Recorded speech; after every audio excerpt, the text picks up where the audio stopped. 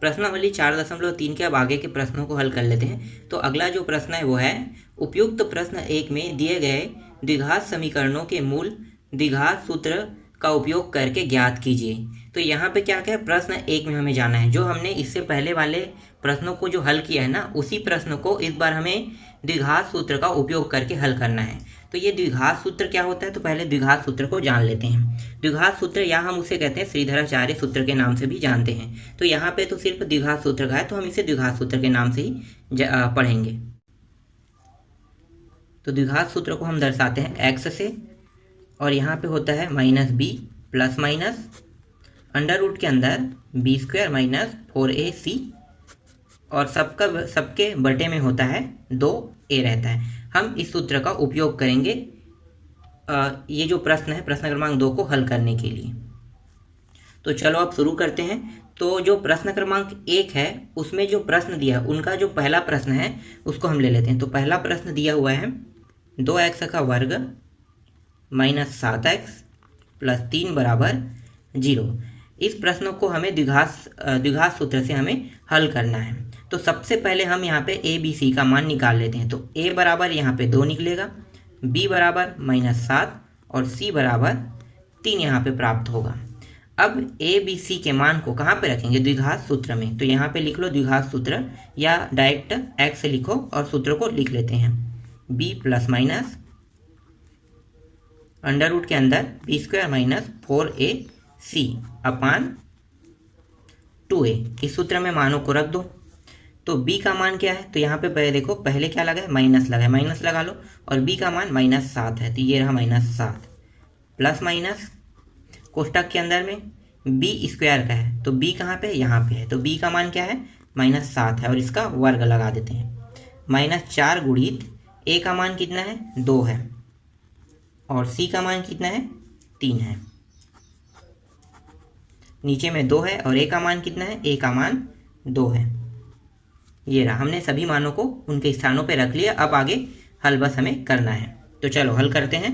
तो यहाँ पे माइनस माइनस क्या हो गया, प्लस, तो ये आ गया +7 प्लस माइनस कोष्टक के अंदर में ये देखो 7 का वर्ग है, तो यहाँ पे माइनस है तो वर्ग लगा है, मतलब ये प्लस में हो जाएगा। तो 7 गुणित 7 कितना होगा, 49 हो जाएगा। इसी तरह से ये -7 4 दूनी 8 और 8 तिया 24, तो ये आ गया 24, और नीचे में 4 हो जाएगा। ये 7 प्लस माइनस घटा दो इसको, तो ये आ गया 25, और ये नीचे में 4 आ गया। ये 7 प्लस माइनस अंडर रूट से 25 को बाहर निकालेंगे तो 5 आ जाएगा, और ये 4 हो जाएगा। तो यहाँ पे देखो प्लस और माइनस है, तो क्या करेंगे, एक बार प्लस लेके हल करेंगे, एक बार माइनस। तो यहाँ पे लिखो प्लस चिन्ह लेने पर, और दूसरे साइड में हम यहाँ पे ऋण चिन्ह लेने पर। पहले प्लस चिन्ह लेके हल कर लेते हैं। तो 7 + 5 अपान 4 कितना होगा, जोड़ेंगे तो 12 आ जाएगा। तो ये हो गया 12/4। तो यहाँ पे x का मान प्राप्त हो गया 3 प्राप्त हो गया। इसी तरह से ऋण चिन्ह लेके हल करेंगे, तो ये हो गया 7 - 5 अपान 4, घटा दो तो 2/4 बराबर 1/2। तो यहाँ पे x का मान प्राप्त हो गया 1/2। तो देखो यही मान जो अभी प्राप्त हुआ है, यही मान प्रश्न क्रमांक 1 को जब हमने पूर्ण वर्ग विधि से हल किया था तो यही मान प्राप्त हुआ था। तो जो मान द्विघात सूत्र में प्राप्त होगा वही मान पूर्ण वर्ग विधि में भी प्राप्त होगा, और वही मान गुणनखंड विधि में भी प्राप्त होगा। तो देखो मान कहीं भी चेंज नहीं होगा, मान क्या रहेगा, वही का वही रहेगा, बस तरीके अलग हो सकते हैं हल करने के। चलो आगे हल करते हैं इसमें से दूसरे प्रश्न को। अब दूसरा है 2x² प्लस x - 4 बराबर 0। यहाँ पे a का मान 2 निकलेगा, b का मान 1 और c का मान -4 आ जाएगा। सूत्र में मान रख दो, तो सूत्र है -b plus minus under root के अंदर b² माइनस 4ac अपान 2a। यहाँ पे मानों को रखेंगे तो b का मान कितना, 1 है, तो ये रहा माइनस, और b का मान 1 प्लस माइनस b², तो यहाँ पे 1 का वर्ग हो जाएगा, -4 गुणित a का मान 2 है और सी का मान -4 है। ये हो गया 2 गुणित 2 हो जाएगा, ए का मान 2 है। तो अब इसको आगे हल करेंगे तो ये प्लस ये हो गया -1 और ये प्लस माइनस कोष्ठक के अंदर को अंडर रूट के अंदर को हल कर लेते हैं। तो अंडर रूट के अंदर क्या है 1 है, इसका गुणा करेंगे, देखो माइनस, यहाँ भी माइनस, क्या हो जाएगा प्लस हो जाएगा। ये हो गया 4 दूनी 8 और 8 दूनी 16, 8 24, 8 चौक 32, तो ये आ गया 32 आ गया। ये नीचे में 4 आ गया, ये -1 प्लस माइनस और ये हो गया 32 और 1 33/4। एक बार प्लस लेके हल करो, एक बार माइनस लेके हल करो। तो चलो पहले प्लस लेके हल करते हैं। प्लस चिन्ह लेने पर और दूसरी साइड माइनस चिन्ह लेने पर,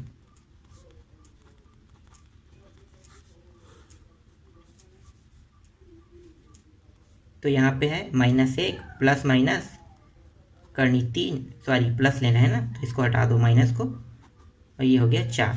तो यहाँ पे x का मान कितना प्राप्त होगा, x का मान प्राप्त हो गया, ये वाला जो मान है ये x का है। इसी तरह से अगर माइनस चिन्ह लेंगे तो -1 माइनस करनी 33 और ये 4, माइनस चिन्ह लेने पर x का जो मान प्राप्त होगा वो ये वाला मान प्राप्त होगा।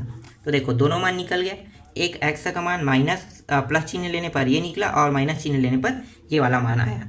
चलो अब आगे हल करते हैं तीसरे प्रश्न को। इसमें से प्रश्न क्रमांक 1 का जो तीसरा प्रश्न है वो है 4x का वर्ग प्लस 4 करनी 3 x प्लस 3 बराबर 0। यहाँ पे a का मान आ जाएगा 4, b का मान आ जाएगा 4 करनी 3 और c का मान प्राप्त हो जाएगा यहाँ पे 3।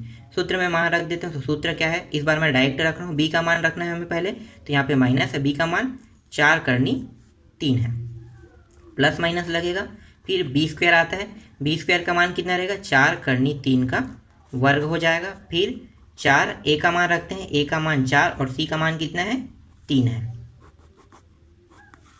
फिर यहाँ पे 2, a का मान है 4, तो ये हो गया -4 करनी 3 प्लस माइनस करनी के अंदर, तो ये हो गया 4 गुणित 4 कितना होगा 16, 16 गुणित, यहाँ पे देखो 3 अंडर रूट है, फिर अंडर रूट में 3 है, तो 3 अंडर रूट क्या होगा, ये पूरा 3 हो जाएगा, तो ये बन गया पूरा 3, और 4 गुणित 4 कितना हो गया 4 चौक 16 और 16 तिया 48, तो इसका गुणा करने पर आएगा 48 आएगा। माइनस यहाँ भी देखो, यहाँ भी इसका गुणा करेंगे तो ये भी कितना आएगा 48 ही प्राप्त होगा, और नीचे में 4 दूनी 8, तो ये हो गया 8 -4 करनी 3 प्लस माइनस और ये पूरा मान 0 प्राप्त हो गया, या डायरेक्ट 0 लिखो, या करनी के अंदर यहाँ पे मैंने 0 लिखा था, आप इसको डायरेक्ट 0 लिख सकते हो, और यहाँ पे 8। एक बार प्लस चिन्ह लेके हल करेंगे, एक बार माइनस चिन्ह लेके हल करेंगे। तो चलो प्लस चिन्ह लेने पर, प्लस चिन्ह लेके हल करेंगे तो ये हो जाएगा 4 करनी 3 प्लस 0 बराबर 8।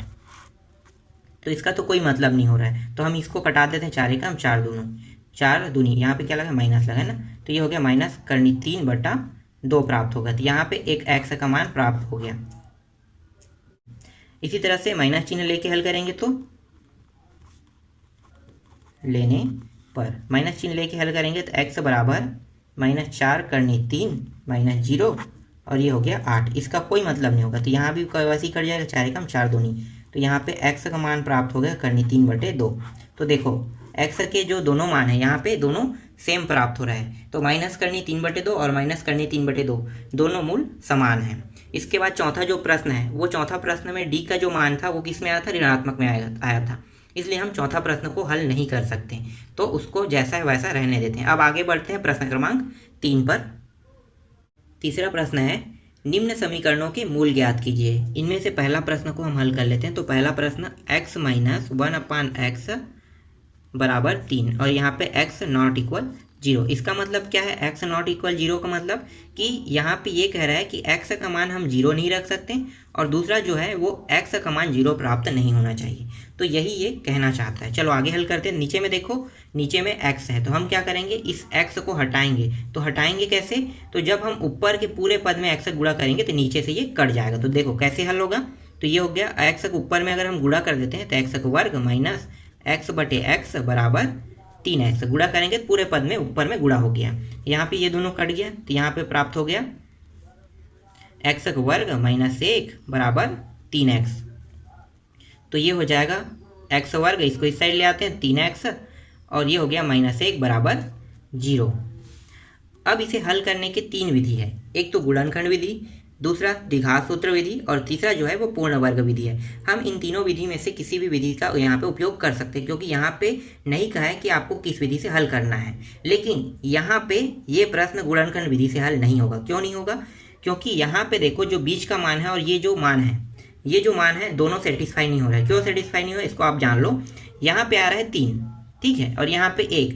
ऐसी कौन सी संख्या है जिससे हम गुणा करेंगे तो दो संख्याओं को गुणा करने पर 1 आना चाहिए, उन्हीं दोनों संख्याओं को जोड़े या घटाने पर 3 आना चाहिए। तो अगर मैं 1 गुणित 1 करूँगा तभी 1 आएगा यहाँ पे, ठीक है। 1 गुणित 1 करने पर देखो 1 गुणित 1 करते हैं तभी क्या होगा, 1 आएगा। लेकिन इन दोनों को जोड़ने पर क्या 3 आ रहा है? नहीं, इसलिए हम यहाँ पे गुणनखंड विधि का उपयोग नहीं करेंगे। तो हम यहाँ पे कौन सी विधि का उपयोग करेंगे?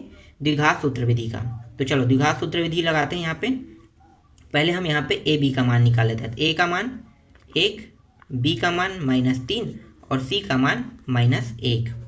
अब हम द्विघात सूत्र लगाते हैं। तो माइनस बी, यहाँ पे -b प्लस माइनस सूत्र लिख लो b² - 4ac अपान 2a। अब मानों को रखते जाओ। तो b का मान कितना है? b का मान -3 है, प्लस माइनस कोष्टक के अंदर b का मान, फिर -3 का वर्ग लिखो, -4 गुणित a का मान 1 और c का मान -1, नीचे में 2 गुणित 1।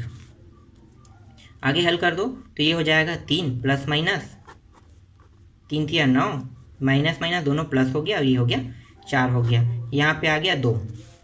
एक बार प्लस चिन्ह लेंगे और दूसरी बार यहाँ पे माइनस चिन्ह लेंगे। प्लस चिन्ह लेके हल कर रहे हैं तो यहाँ पे x बराबर 3 प्लस, दोनों को जोड़ देते हैं तो कितना होगा, 9 और 4 13, तो ये हो गया 13/2। तो प्लस चिन्ह लेके जब हल करेंगे तो हमारे पास आंसर आएगा ये वाला x का मान। अब माइनस चिन्ह लेके हल करते हैं। तो माइनस चिन्ह लेके हल करेंगे तो ये हो गया बराबर 2। तो दूसरा जो आंसर रहेगा वो हमें ये प्राप्त होगा। तो यहाँ पे हमने दोनों आंसर को यहाँ पे निकाल लिया, ठीक है। चलो आगे हल करते हैं। दोनों मूल मान यहाँ पे आ गया है। अब जो यहाँ पे जो दूसरा प्रश्न है वो है, दूसरा प्रश्न दिया है 1/x + 4 - 1/x - 7 बराबर 11/, यहाँ पे 30 दिया हुआ है। और यहाँ पे x बराबर नहीं है -4 के और -7 के। इसका मतलब क्या है कि हम x का मान ना तो -4 रख सकते हैं और न ही हम 7 रख सकते हैं। चलो आगे हल करें। अब यहाँ पे देखो नीचे के दोनों हर बराबर नहीं, तो क्या होगा, नीचे के दोनों मान को गुणा कर देंगे। तो गुणा कर दो तो ये हो जाएगा x का वर्ग हो गया, फिर इसके साथ भी गुणा करेंगे तो 4x, फिर 7 का गुणा करेंगे -7x, फिर माइनस और प्लस क्या हो गया, माइनस होगा, और 7 चौक कितना होगा, 28 हो गया। इसी तरह से इसका गुणा इसके साथ होगा तो x - 7 आ जाएगा, इसका गुणा इसके साथ होगा तो ये हो गया x + 4 हो जाएगा, और यहाँ पे 11/30 रहेगा। तो ये हो गया x - 7, इस माइनस का अंदर गुणा करेंगे, ये माइनस, ये भी माइनस हो जाएगा। नीचे ये x का वर्ग, ये घट जाएगा तो -3x आ जाएगा, और यहाँ पे 28 रहेगा बराबर 11/30। यहाँ पे देखो जो जो कट है उसको कटा दो, ये दोनों कट गया। यहाँ पे कितना है, -11 आ गया, और यहाँ पे आ गया x का वर्ग -3x -28 बराबर 11/30। हम यहीं से 11 को कटा देते हैं तो यहाँ पे बचेगा क्या, सिर्फ -1 बचेगा, ठीक है। यहाँ से अगर हम इसको इस साइड ले आएंगे तो भी कट जाएगा, इसीलिए हम क्या करें, यहीं से इसको कटा दिए। तो यहाँ पे बचा है -1 बचा है, और नीचे में बचा है x का वर्ग -3x -28 बचा है, और बराबर 1/, यहाँ पे 30 बचा है। अब हम इसको तिरिया गुणा करके नीचे के दोनों मानों को ऊपर ले जाते हैं तो ये हो जाएगा -30 हो जाएगा यहाँ पे, और ये हो गया x का वर्ग -3x -28 हो जाएगा। इस 30 को उस पार ले आते हैं तो यहाँ पे 0 बचेगा और माइनस के साथ उस पर जाएगा तो क्या हो जाएगा, प्लस में हो जाएगा। ये हो गया प्लस 30 हो गया। तो यहाँ पे प्राप्त होगा x वर्ग माइनस 3x, घटेगा तो कितना प्राप्त होगा, 2 प्राप्त हो गया और यहाँ पे 0। अब इसे हम गुणनखंड विधि से हल कर सकते हैं कि नहीं हल कर सकते हैं, ये पहले चेक कर लेते हैं। तो इसे हम हल कर सकते हैं, क्यों, क्योंकि अगर हम 2 और 1 करते हैं तो ये हल हो जाएगा। तो यहाँ पे 2 गुणित 1 कर लो, 2 गुणित 1 करने में कितना आ रहा है, 2 आ रहा है, और इन्हीं दोनों को अगर हम जोड़े या घटाने पर 3 प्राप्त हो, मतलब इसे हम गुणनखंड विधि से हल कर सकते हैं। तो सिंपल सी विधि से इसको हल कर लेते हैं। तो ये हो गया x वर्ग minus 2x minus x plus 2 बराबर यहाँ पे 0 है। जोड़ा बना लो, जोड़ा बनाएंगे तो यहाँ पे x बाहर हो गया, बचेगा x माइनस 2 बचा है, यहाँ पे 1 को बाहर निकाल लेते हैं और यहाँ पे बचेगा x माइनस 2। तो ये हो गया x माइनस 2 और यहाँ पे x माइनस 1।